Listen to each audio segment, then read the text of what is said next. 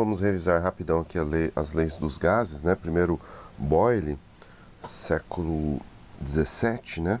Boyle, que é tido como, digamos assim, o pai da química, né? Na verdade, a primeira definição mais científica de elemento químico vem da parte de Robert Boyle. Você tem que o volume é inversamente a pressão e vice-versa, né? Então tá aqui a isoterma, né? E aqui está o que resulta da lei de Boyle. Depois lei de Charles, né? Você varia a temperatura e volume. E aqui você tem a lei de Charles. Depois você tem a Gay-Lussac. Você mantém constante o volume e verifica o efeito da temperatura sobre a pressão. E aqui está a lei. E aqui nós temos a lei de Avogadro, né? Volumes iguais de diferentes gases, mantendo-os na mesma condição de temperatura e pressão, contém o mesmo número de moléculas. Combinando as leis dos gases, nós temos aqui a equação geral dos gases ideais, né? Então seria isso aqui, P1, V1 sobre T2, já usamos, né? Igual P2, V2 sobre T2. Aqui é T1, tá? Falha minha, T1. Deixa eu arrumar aqui para ficar mais bonitinho. Então, T1, né? Então, isso aqui é lei dos gases combinada, né? Você pode chamar essa equação aqui lei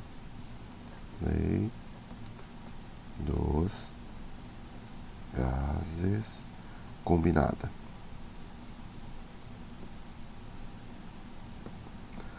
Também você pode, usando as observações que acabamos de ver aí de Boyle, Charles, Gay-Lussac e Avogadro, chegar à equação de estado dos gases perfeitos, famosa PV igual a NRT.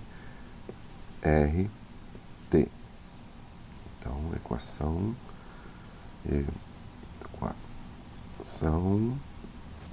de estado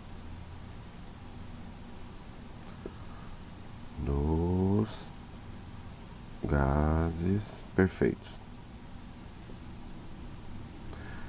Em tese, qualquer gás pode ser um gás perfeito, desde que a temperatura seja suficientemente alta e a pressão seja suficientemente baixa para esse gás. Então, por exemplo, oxigênio e nitrogênio, nas nossas condições ambientes, podem ser tratados como gases perfeitos e, portanto, você pode usar essa equação aí para prever, por exemplo, pressão, se você tem o volume e a temperatura.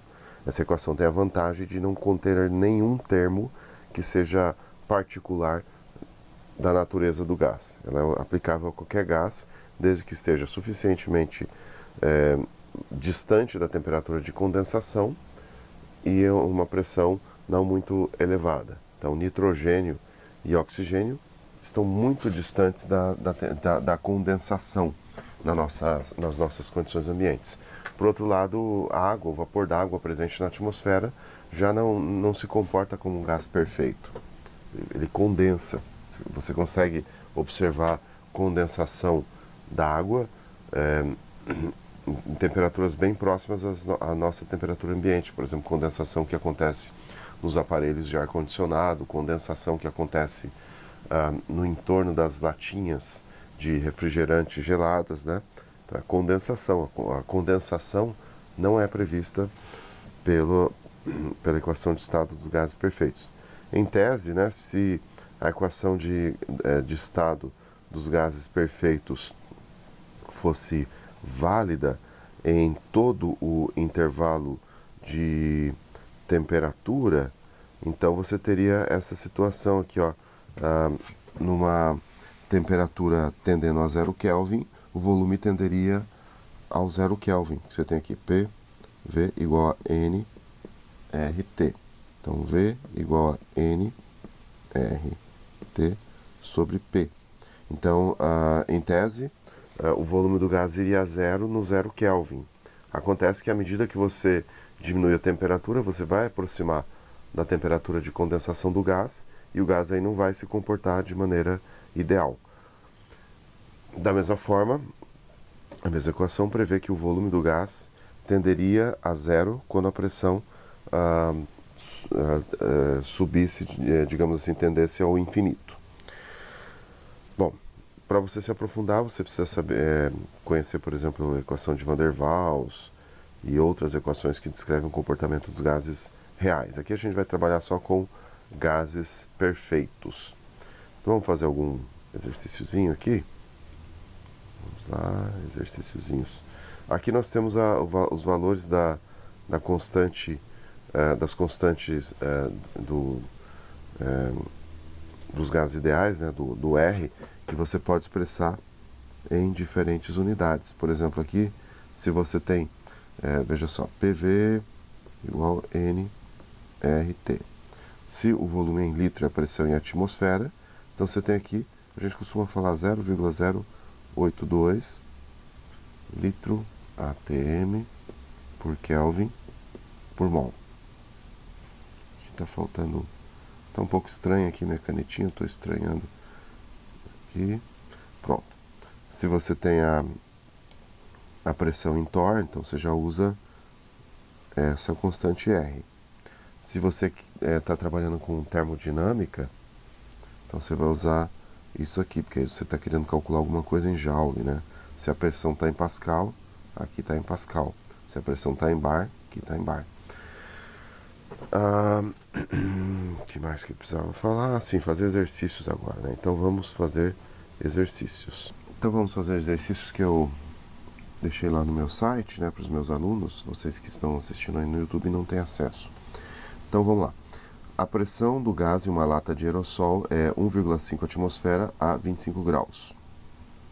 Supondo que o gás dentro da lata obedece à equação do gás ideal, qual seria a pressão se a lata fosse aquecida a 450 graus? Então vamos considerar que o volume é constante. Então volume constante. Outra observação importante é que nós temos que usar a temperatura em Kelvin. Temperatura em Kelvin é igual a temperatura em graus Celsius. Está um pouco estranho aqui a minha canetinha. Muito estranho, não sei que configuração eu mexi aqui para ficar desse jeito. Deixa eu mudar aqui a cor da canetinha. Aqui. Então, a temperatura em Kelvin é igual a temperatura graus Celsius mais 273,15. Então vamos pegar a equação combinada dos gases. Você tem aqui P1 V1 sobre T1 igual P2 V2 sobre T2.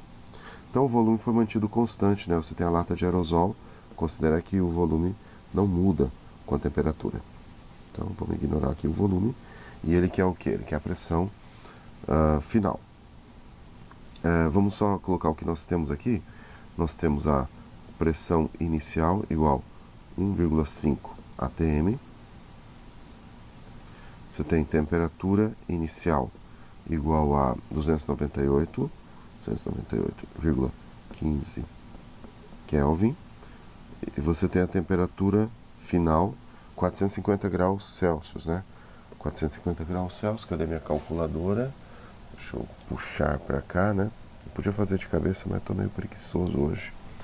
Então, 450 mais 273,15, tá aí, né? Igual, então 450, 273,15, 723,15. 723,15 Kelvin. Então, P2 vai ser P1 sobre T1 vezes T2. Então, isso aqui vai ficar P1 1,5 atm sobre T1 298,15 Kelvin vezes 723,15 Kelvin. Então isso aqui vai ficar, vejamos, calculadora. Então 723,15 já está na tela, né? Vou multiplicar por 1,5, vou apertar o igual, e isso eu vou dividir por 298,15. Então 298,15. Então aqui deu 3,638 ATM. 3,6. Faltando espaço aqui, né? Vou tentar puxar para a direita aqui. 3,638 ATM. Será que deu certo?